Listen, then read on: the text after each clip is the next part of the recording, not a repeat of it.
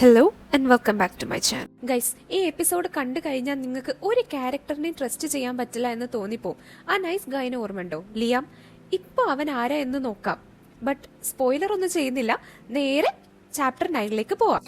Chapter 9 start ചെയ്യുന്ന മുമ്പ് ഇതിന്റെ മുമ്പത്തെ എപ്പിസോഡ്സ് കാണാത്തവര് അത് ചാനലിൽ കയറി നോക്കിയിട്ട് വേണം ഇത് കാണാൻ. അതുപോലെ തന്നെ ചാനൽ ഇതുവരെ സബ്സ്ക്രൈബ് ചെയ്യാത്തവര് ജസ്റ്റ് ആ സബ്സ്ക്രൈബ് ബട്ടൺ ഒന്ന് ക്ലിക്ക് ചെയ്തോ. ഓക്കെ, സോ സീൻ സ്റ്റാർട്ട് ചെയ്യുന്നത് ഒരു ഡാർക്ക് മൂടി കണ്ടെയ്നർ യാർഡിൽ നിന്നാണ്. നമ്മളുടെ ബോഡി ആ ഹ്യൂജ് ഷിപ്പിംഗ് കണ്ടെയ്നർ യാർഡിന്റെ ഇടയിൽ അങ്ങോട്ടും ഇങ്ങോട്ടും തിരിഞ്ഞു നടക്കുകയാണ്. എല്ലാം സൈലന്റ് ആണ്. ആ പർപ്പിൾ ബ്ലൂ ലൈറ്റിംഗ് കണ്ടില്ലേ, അതൊരു ക്രീപ്പി വൈബ് കൊടുക്കുന്നുണ്ട്. റോൺ അവൾ വിളിക്കുന്നു, പക്ഷേ മറുപടിയില്ല. ജസ്റ്റ് ഒരു ക്ലങ് സൗണ്ട് മാത്രം. അത് കേട്ട് പെട്ടെന്ന് ബോണി ആ ഭാഗത്തേക്ക് ടേൺ ചെയ്യുന്നുണ്ട്, ഗണ്ണെടുത്ത് എയിം ചെയ്യുന്നു. അടിപൊളി റിഫ്ലെക്സസ് അല്ലേ?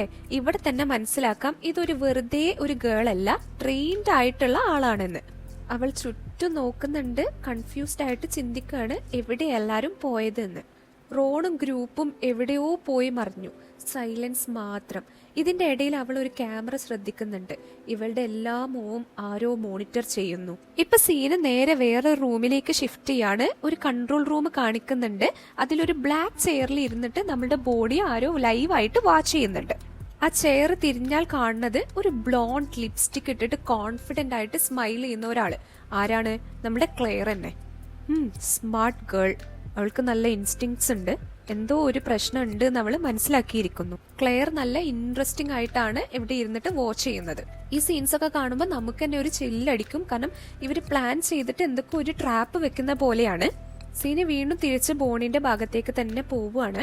അവള് പറയുന്നുണ്ട്, ഐ എം ബീങ് വാച്ച്ഡ്. എനിക്കത് ഫീൽ ചെയ്യാൻ പറ്റുന്നുണ്ട്. ഇവരെന്താ ഈ ചെയ്യുന്നത്? ഇവര് കളിക്കുകയാണോ? അവള് വീണ്ടും ഒച്ചത്തിൽ വിളിക്കുന്നുണ്ട്, റോൺ ഇത് ജോക്കായിട്ടൊന്നും എടുക്കല്ല, ഇത്ര ഫണ്ണി ആയിട്ടുള്ള കാര്യമൊന്നുമല്ല ഇതെന്ന് പറയുന്നുണ്ട് അവള്.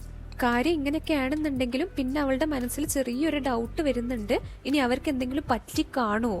ഇങ്ങനെ സീന് നല്ല ത്രില്ലായിട്ട് ഇരിക്കുമ്പോഴാണ് പെട്ടെന്ന് ബോണിയുടെ നേരെ ഒരു കത്തി വീശി വരുന്നത്. അവൾ അത് കഷ്ടപ്പെട്ട് ഡോഡ്ജ് ചെയ്യുന്നുണ്ട്. വാട്ട് ദ ഹെൽ, ഇതെന്തിനായിരുന്നു? പെട്ടെന്ന് അറ്റാക്കർ ആരാന്ന് റിവീൽ ചെയ്യുന്നുണ്ട്. അത് മറ്റാരുമല്ല, നമ്മളുടെ ലിയാമാണ്. ഡാം, നിനക്ക് നല്ല റിഫ്ലെക്സസ് ഉണ്ട്. എന്താ ഇവിടെ നടക്കുന്നേ? എവിടെ റോൺ? ബോണി ആകെ കൺഫ്യൂസ് ആയി ചോദിക്കുന്നുണ്ട്. ഓ, അവനിവിടെ തന്നെ ഉണ്ട്. ഇതവന്റെ ഐഡിയ ആണ്.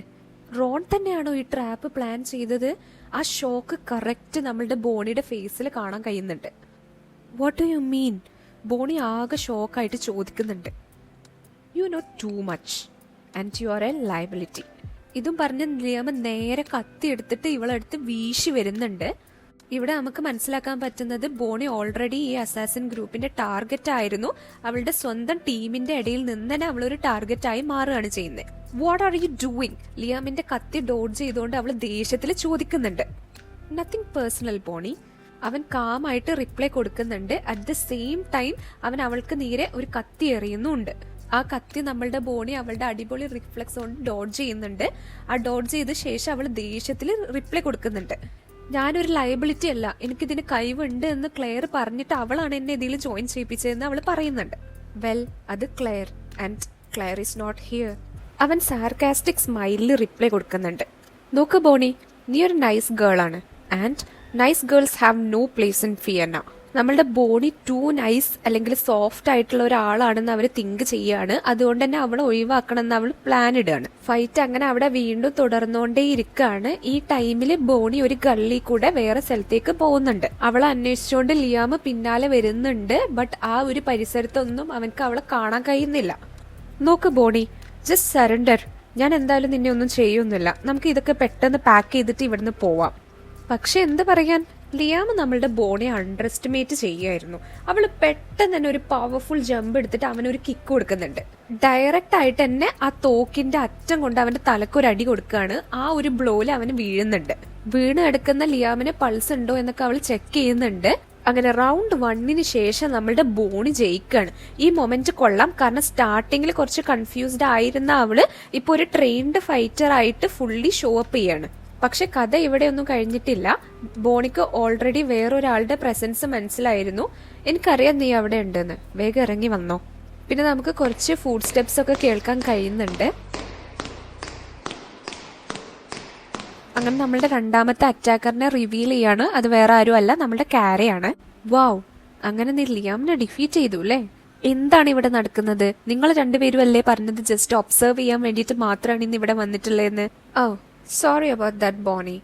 ഇതും പറഞ്ഞുകൊണ്ട് കാര അവളുടെ നേരെ ഒരു കത്തി എറിയുന്നുണ്ട്. അത് ബ്ലോക്ക് ചെയ്ത് നിർത്തുന്നിടത്താണ് നമ്മുടെ ചാപ്റ്റർ അവസാനിക്കുന്നത്. അപ്പൊ ഇതുവരെയാണ് നമ്മളുടെ ഈ ചാപ്റ്റർ. നമ്മളുടെ ബോണി അപ്പൊ സെക്കൻഡ് അറ്റാക്കർ ആയിട്ടുള്ള കാരയുടെ മുന്നിലാണ് നിൽക്കുന്നത്. സർവൈവ് ചെയ്യോ അതോ ഇല്ലേ എന്ന് നമുക്ക് നെക്സ്റ്റ് ചാപ്റ്ററിൽ നോക്കാം.